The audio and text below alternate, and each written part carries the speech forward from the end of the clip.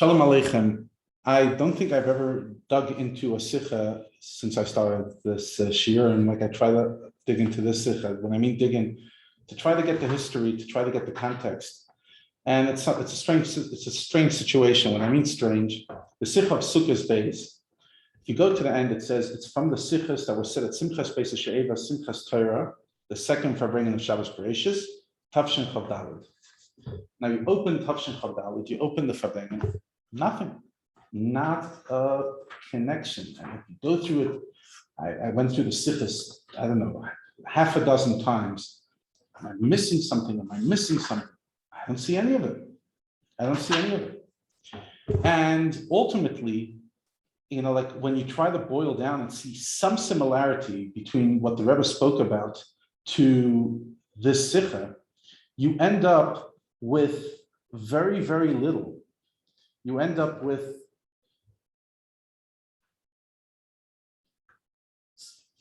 let me just find that.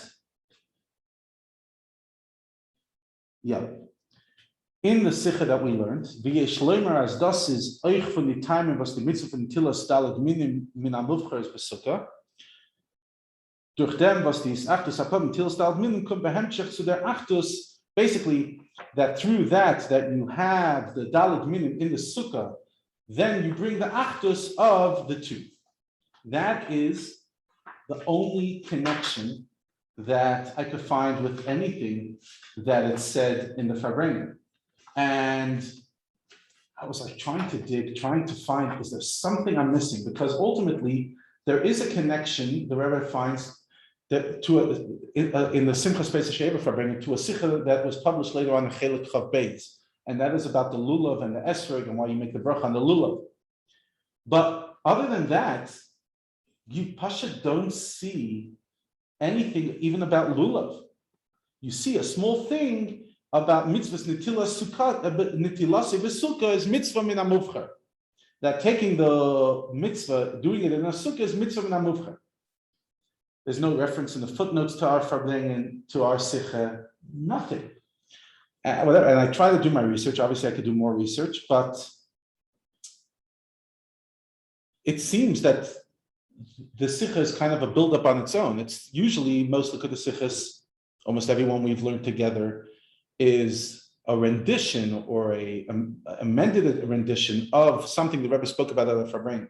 Over here, it's a total independent essay, which says that it comes from those Farbrengens, but nothing in those Farbrengens seem to refer to anything we've been talking about, other than a small reference about the idea of the Tilas Lulav that the Alter Rebbe brings. And the Rebbe writes then that he wrote this Ba'achis Yamav, the end of his life in this world, and therefore halacha k'mastoi, the halacha is like the last thing he wrote, that the mitzvah of taking the lulav in the sukkah is mitzvah min hamufcher. Now, then you go to the next Farbrengen where it shows about Simchas Torah, and you struggle to find a connection to there. The only connection I could see is at some stage the Rebbe is talking about the fact that, again, doing the lulav in the sukkah. And the Rebbe says like this, I'm just looking for it, give me a moment.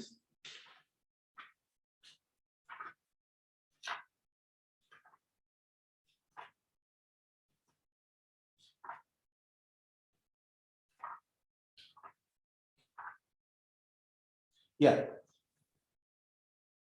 In Ois Lamed Vav on page 180 of Teres Menachem, the Rebbe continues about the Netilas Lulav, the mitzvahs Netilasi v'sukkah is mitzvah min amuvcher, and again it goes on a different topic than what we talk about. Where's the source of the Alter Rebbe?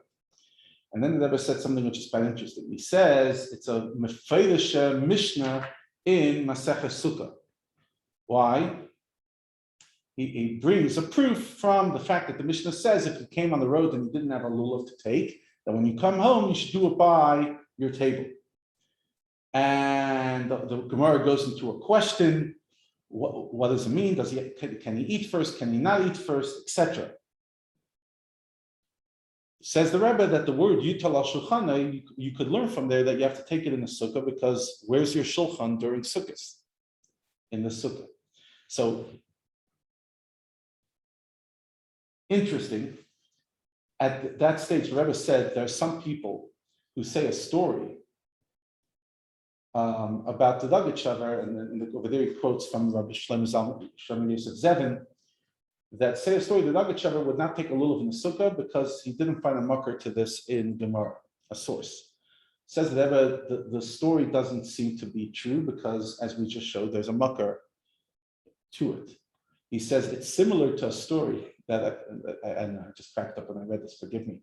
A story that I heard from some chassidim that said with incredible excitement that Hillel Paracha was such a tzaddik, was so sincere that he was a b'chai, and every kohen he would meet, he would do another pidyon haben with that b'chai to make sure that he's doing pidyon haben by somebody who's definitely a kohen. Says the Rebbe, it's a great story, but it's not true because the Hillel was a Levi. So there was no pidyon haben. So that was the same story about the Dagat Shavar. I don't buy it. So, just because people say a story, it's not necessarily true. But it's interesting that once again that this Sicha that we learned, Sukkos Beis, is an entire essay, an entire powerful essay about the difference between Sukkah and Lulav and the similarities. But it says it's based on the Farbrengen, and when you go in, all you see is some reference to taking the Lulav in the Sukkah, but other than that, no connection at all.